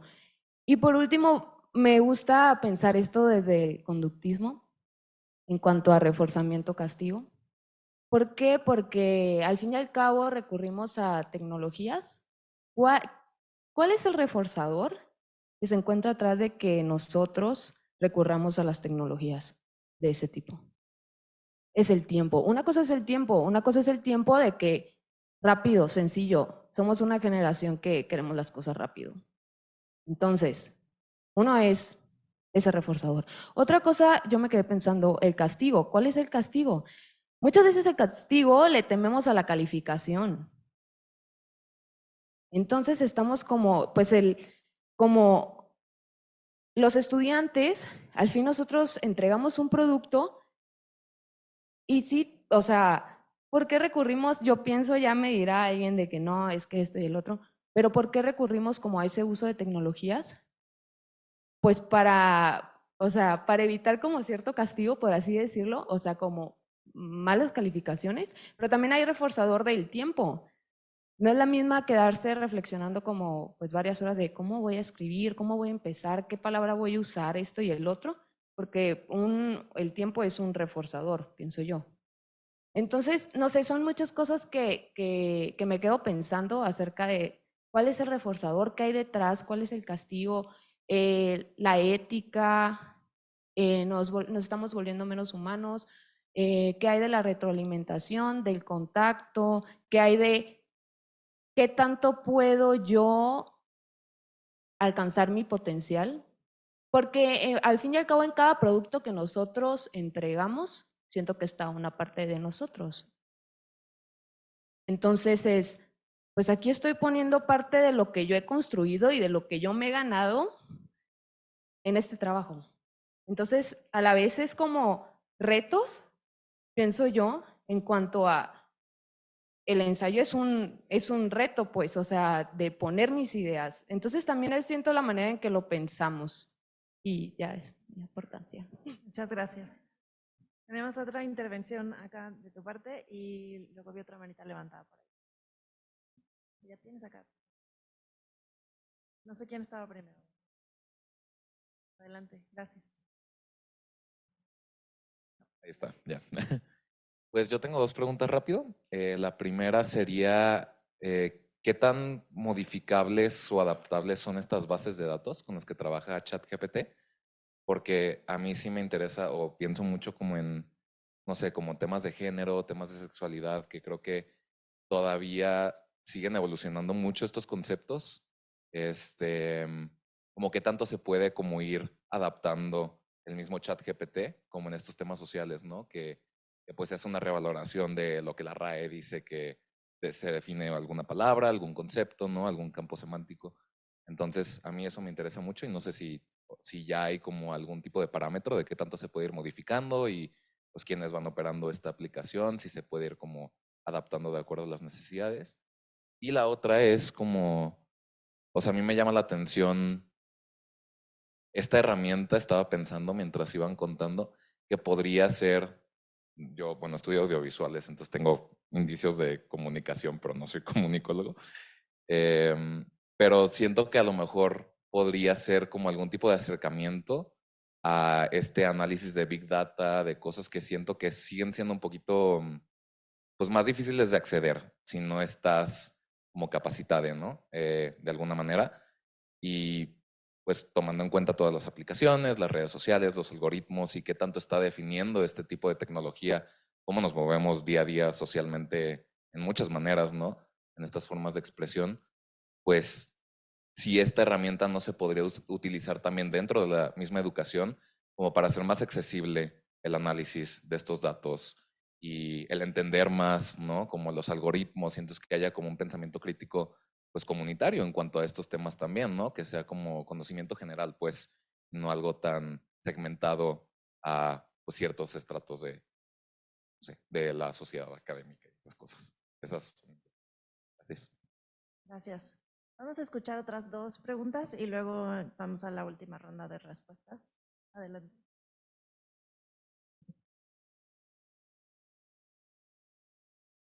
Ya, buenas tardes. Bueno, yo soy profesor de diseño, bueno, de técnicas de representación. ¿Y qué nos pueden decir ustedes acerca de esta herramienta en cuestión gráfica, ¿no? Del Midjourney y todas esas. ¿Qué les podrían decir a los alumnos, ¿no? Ustedes como expertos, estas tecnologías, ¿cómo las pueden aplicar correctamente?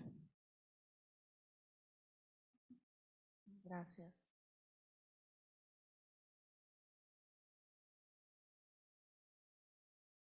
Carlos.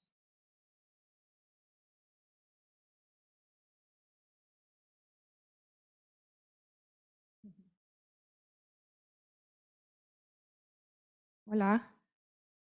Pues más que nada una pregunta es nada más un comentario, ¿no? Porque pues yo la verdad disfruto mucho el debate, pienso que es algo que nos hace humanos, ¿no? Porque, por ejemplo, en este caso pues no es tanto un debate, o sea, si estamos interactuando con un programa perfecto al parecer, ¿no? Que nos da ciertas respuestas a nuestro texto, pero yo más que nada como estudiante lo vería como una herramienta, porque, no sé, de pronto se podría ver como algo malo, ¿no? Porque estás dejando de un lado tus aprendizajes, tus habilidades, pero depende mucho el cómo los utilizamos, ¿no? Desde el Internet, o sea, el Internet tenemos la oportunidad tanto de hacer plagio como de ponernos a investigar y profundizar tanto como nosotros queramos. Entonces, ¿cómo vamos a utilizar estas herramientas? O sea, hay páginas como Canvas, como Genially, o sea, en cuestión del diseño, que tú dices, ay, ¿por qué utilizan esas plataformas si ya les dan los diseños prediseñados, ¿no? Cuando nosotros somos los que tendríamos que hacer las cosas de cero. Pero yo lo veo como una herramienta. O sea, ¿cuánto tiempo te tardas tú en crear una presentación bien hecha? Si ya tienes este programa que te lo da prediseñado, pues tenemos optimización de nuestros tiempos, ¿no? Pero claro, pues tenemos nosotros nuestros conocimientos que los vamos a plasmar con estas programas. Entonces, no creo que sea malo utilizar este tipo de plataforma. Yo la verdad nunca las había utilizado, pero, o sea, ya viéndolo de esta forma en donde vamos a desarrollar nuestro pensamiento crítico, se me hace súper padre, ¿no? Porque yo recién empecé a aprender sobre programación, pero aquí como comenta Lauren, tienes la oportunidad de aprender de esta plataforma, ¿no? Entonces, ¿cómo nosotros como estudiantes vamos a hacer uso de estos programas correctamente o de mal manera, ¿no? O sea, que nos hagan la tarea o aprovechando, aprender de ella y generar, pues, mejorar nuestros pensamientos críticos. Y pues más que nada es este comentario. Muchas gracias. No sé si alguien más quiera aportar algo. ¿Les parece si hacemos una ronda de respuestas? Porque ya se nos están juntando un poco. Entonces, sí, adelante. Y luego regreso con aportaciones. Gracias. Empiezo muy rápido y aceptando que no sé cosas de diseño gráfico, de lenguaje digital y esto, yo me iría más bien hacia como cosas más macro. Y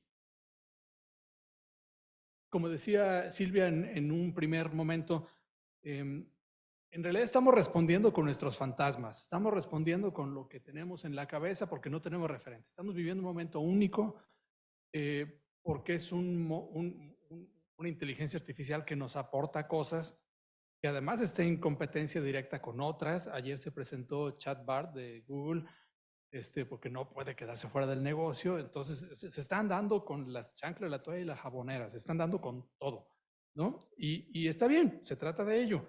Entonces, tendría uno que ser muy inocente para pensar que este tipo de inteligencias artificiales y este tipo de desarrollos de miles de millones de dólares son neutros. No son neutros.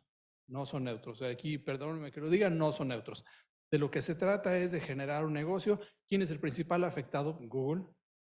Google suele ser el principal proveedor de información, pero te da la información y tú tienes que trabajarla. Ahora llega otra inteligencia artificial que te dice, ya la trabajé por ti, aquí te va, y además puesto de una forma sintáctica muy decente. Entonces, se van a seguir dando con todo. Por otro lado, hace como de 8 o 10 días salió un artículo en Financial Times que habla sobre el lado oscuro de la curaduría de esto. Como decían hace un momentito, hay granjas de seres humanos, granja se ve muy feo, grandes establecimientos que albergan personas que trabajan, seres humanos que están haciendo curaduría, están tomando los documentos para ver si cumplen con ciertos requisitos. Y de hecho, el artículo del Financial Times lo que sacó a colación fue que en 3 lugares, uno en la India, otro en Kenia y otro país africano que no me puedo acordar, las personas que estuvieron haciendo la curaduría acabaron renunciando o acabaron recurriendo a apoyo, a chatbot, no, acabaron recurriendo a apoyo psicológico porque lo que hacían era asignarles durante 8 o 9 horas al día textos con las historias más sórdidas que se pueden imaginar, que tienen que ver con violencia, que tienen que ver con todo lo que ustedes quieran, y ellos tenían que hacer el papel de censores, decir, ay caray, no, esto está muy rudo, esto no lo utilicemos para que alimente la inteligencia artificial. Cientos de personas en África, en India, haciendo esta curaduría y los pobres acabaron medio locos. ¿No? ¿Por qué? Pues porque es estar leyendo 8 o 9 horas al día este tipo de historias. Bueno, entonces tiene sus lados oscuros también y también tiene su lado en que nos lleva a, como decía Álvaro, a un poco a uniformar las formas de hacer las cosas. Pero dejando de lado eso, hay que rescatar las partes positivas y la parte positiva es que tienes un consultor a tu lado en tu compu que te dice cómo hacer las cosas que te provee información. Un ejemplo, el otro día, nada más por ocioso, le pregunté que me dijera cuáles eran las diferencias fundamentales entre el interaccionismo simbólico y el construccionismo social, dos teorías. Me sacó una página superficial, si ustedes quieren, pero bastante bien orientado. Yo le hubiera puesto 8, 9, no sé, bien, bastante bien, ¿no? Entonces, bueno, tengo un consultor que me apoya a dar información. Ahora el problema está en mí, que yo vaya a verificar eso, ¿no? Pero el punto es que tengo un consultor a mi lado y que sí está haciendo esta función. Ya.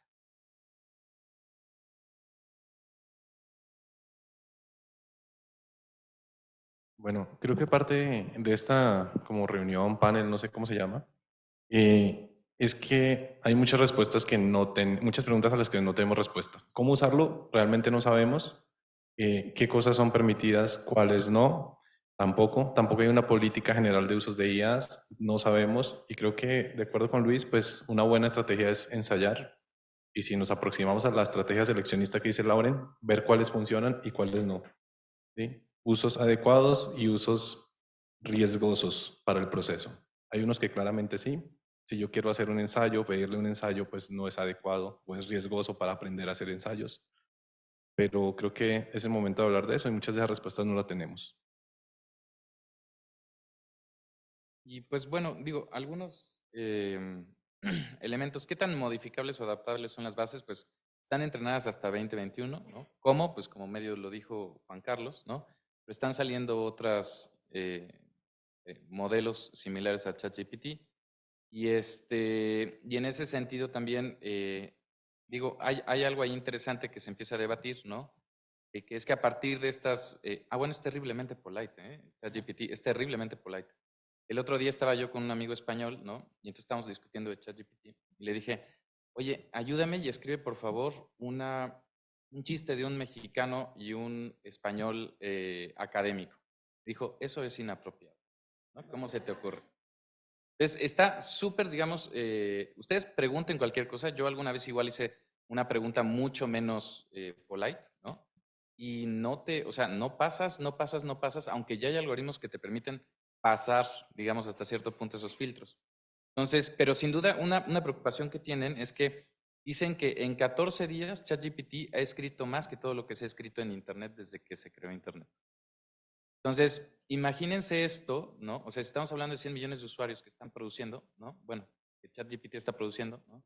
¿Qué es lo que va a pasar cuando toda esta información se meta? Y es lo que hablaba también aquí Laurent, ¿no? Cuando toda esta información nutra el Internet. Por eso están generando modelos. Zero GPT, por ejemplo, te dice la probabilidad de que tú estés usando inteligencia artificial. Porque el tema es qué tanto de ese tipo de conocimiento creado se va a nutrir otra vez, o sea, va a ser recursivo, ¿no? O sea, ahí hay un problema muy, muy grande. Y en tema de DALL-E Midjourney, pues ahí mucho lo que me han enseñado, hay un profesor, Eduardo Bermúdez, ahí de la Ibero Ciudad de México, que es quien más ¿cómo se llama? De este tema de diseño, ¿no? Pues lo que ha podido hacer mucho es, como se pueden hacer imágenes, videos tan rápidos, ¿no? Enseñar los conceptos, por ejemplo, de foco y todas esas cosas raras que tienen, ¿no? Es súper fácil con eso. Entonces ahí yo creo que Eduardo Bermúdez te podrá ayudar. Y lo último comentario en particular de esto, que es una herramienta, sí, pero ahí me ayuda mucho pensarlo con un cuate que se llama Puente Dura, que decía que hay 4 niveles de las TICs, ¿no? Que decía SARM, ¿no? Y decía, las TIC te ayudan a sustituir lo que ya hacías, aumentar lo que ya hacías, modificar lo que ya hacías y redefinir lo que ya hacías. Entonces, hay que pensar que esto, yo creo que si nos quedamos en la S y la A, sustituir y aumentar, vamos a estar haciendo lo del carruaje, ¿no? Poniéndole el jet. Yo creo que también, más allá de usarlo como herramienta que optimiza el tiempo, tenemos que replantearnos también cómo puede modificar y redefinir lo que hacemos.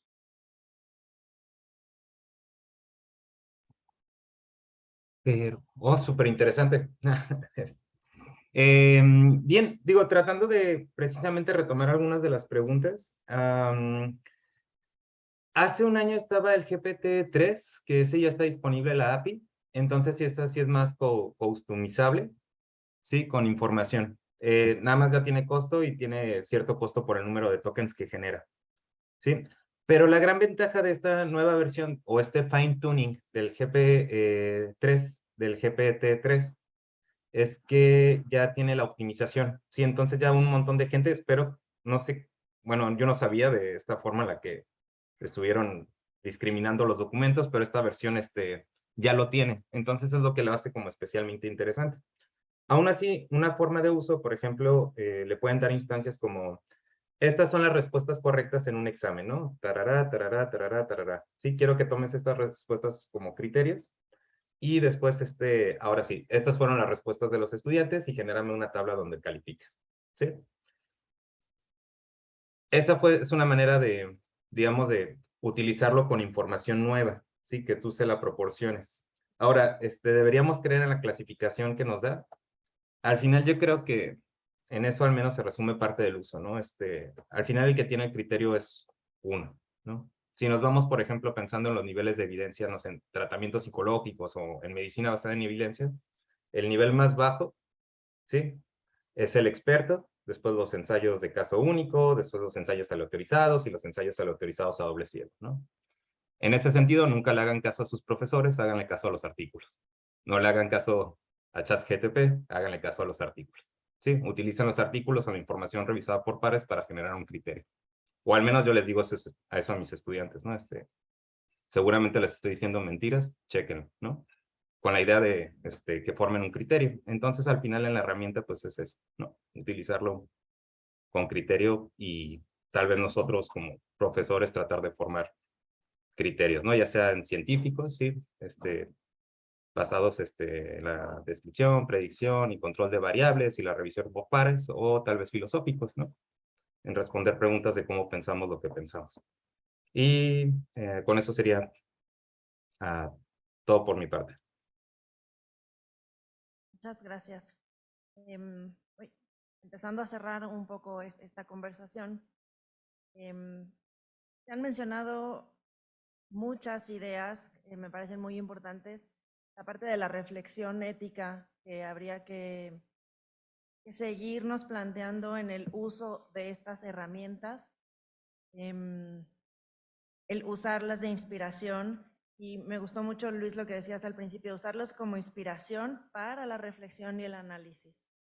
No es nada más como el uso por el uso, así como de muchas otras herramientas, pues un martillo lo puedes usar para construir o para destruir, ¿no? Hay que reflexionar para qué estamos usando lo que tenemos a nuestro alcance. La parte de espejearnos, el cómo esto es un reflejo de nosotros, lo que preguntamos. Finalmente, siempre cuando haces una pregunta, estás poniendo parte de ti en esa pregunta. Entonces, ¿qué le vamos a preguntar y con qué respuesta sí nos vamos a quedar o no? Me parece que también es un tema importante. ¿Qué tan más allá vamos a ir y a qué otras fuentes vamos a ir? Siempre hemos abogado por ir más allá de una fuente. Entonces, si esta es una fuente, bueno, está bien, hay que buscar otras más. Y bueno, en la parte de qué cosas hacemos mejor como humanos, ¿no? La empatía, el construir redes. Y yo cuando decías eso, Juan Carlos, pensé, pues las sonrisas y los abrazos. Y no porque nos minimicemos a eso, pero en eso todavía no nos ganan. Entonces, a lo mejor conviene también hacer más de eso. No sé si tengan algún comentario de cierre, breve. Juan Carlos o Lorenz, si quieres, lo que nos ponemos aquí de acuerdo, ¿quién sigue? Pues, bueno, yo estoy muy de acuerdo con Luis, ¿no? Al final, no sabemos mucho, sí, mucho de cómo funciona todavía este fine tuning del GPT-3, decía, aún es muy oscuro, sí, no tenemos las bases de datos. Entonces, bueno, ahorita realmente papers publicados o artículos publicados en su mayoría son puros preprints. Si ustedes pueden buscar en las bases de datos, hay un montón de preprints. Hay una carrera por a ver quién publica los primeros artículos para que los citen más. Entonces, bueno, todavía son puros preprints, ¿no? Entonces, realmente, tal cual lo menciona, hay muchas cosas que aún no sabemos. Pero, pues pintan bien todos los usos que le podemos utilizar, ¿no? Al menos yo, digo, para aprender programación, para mejorar mi gramática en inglés, yo sí se lo recomiendo utilizar a mis estudiantes. Sí, digo, va a llegar, entonces les digo, úsenlo, ¿no? úsenlo y vamos a ver qué pasa, ¿no? Entonces, bueno, sería mi comentario. No sabemos mucho, pero pinta para que nos pueda optimizar el tiempo o trabajos creativos. Pinta muy bien, digo. Muy corto el comentario. Gracias a todos. Gracias, Loren. Y les digo una cosita nada más para pasarle el micrófono aquí a los Luises. Luis 15 y Luis 16. 14. No, y en serio. Úselo, por favor, úselo cada que pueda, platíquelo, convérselo, discierna qué es lo que está siendo útil, qué es lo que no está siendo útil, y sobre todo, sé que aquí vemos más o menos dos tipos de públicos. A los profesores, yo pensaría en recomendar, úselo para ver cómo hacerle para que genere más aprendizaje, ¿no? Para detonar más aprendizaje en sus estudiantes, y como estudiante, úselo para ver cómo aprende mejor. Sabemos que va a haber inevitablemente por ahí algunos del Club del 8, está bien, no pasa nada, pero tienda a salirse de eso y úselo para ver cómo le hace para aprender mejor y más, ¿no? Un poco por ahí. Y ya, gracias. Pues yo los invitaría a seguir haciendo partícipes de estos espacios de discusión. Creo que hay muchos temas que siguen veniendo desde hace años, pero pues ahorita se acentúan. Temas relacionados con el aprendizaje significativo. ¿Dónde están los reforzadores cuando hago una tarea? ¿Sí? Temas relacionados con el aula invertida. ¿Tiene sentido las formas de evaluación que hacemos, que tenemos? Las situaciones de aprendizaje que no se limitan a un ensayo, que creo que es bien importante. Y pues creo que esto nos dará una idea de cómo seguir en una política o lineamientos vivos en las que espero que todos se involucren.